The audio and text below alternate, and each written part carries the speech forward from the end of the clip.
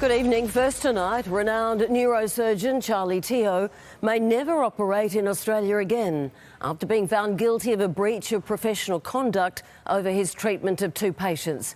Dr Teo had restrictions imposed on his licence after a professional standards review admonished his judgment and even his skill as a surgeon. It left his supporters furious, some labelling it a kangaroo court.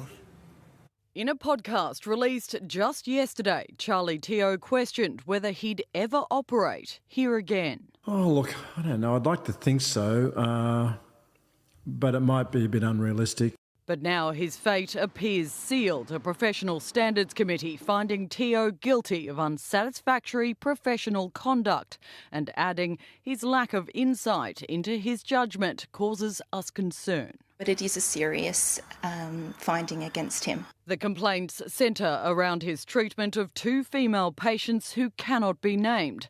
Both had been diagnosed with late-stage brainstem tumours and given just a short time to live. Both had previously been told their tumours couldn't be operated on, and both patients would die in a vegetative state after Teo performed surgery.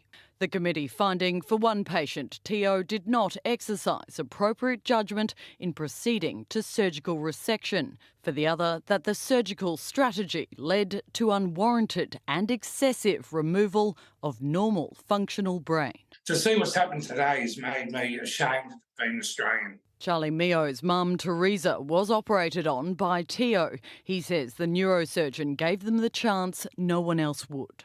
We've got people with ticking time bombs walking in their heads, and we've got a man that give my mum 6.5 years of life and 11,000 others. Whether Teo can practice will now hinge on ensuring he has another neurosurgeon sign off on his high-risk cases.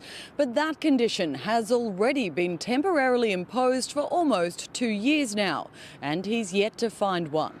Dr Teo has, for the most part, become isolated from the majority of his peers and does not conform to a number of relevant, accepted professional standards. We put our whole lives in the hands of these doctors. We want to make sure that they're experienced, that they're knowledgeable, that they're not taking risks and they're not reckless. A doctor once heralded internationally as an Australian miracle worker, now isolated and admonished in his home country. It sends a very strong warning to other doctors.